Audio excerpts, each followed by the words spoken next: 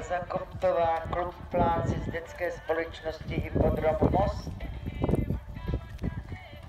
Klub Plán je 14letý Valach po Enjoy Plán. Připraví se Viktoria Sobčáková, Kateřina Šepková, Adéla Sikorová. Daniela Veselá byla bezchybná, čas 28:32.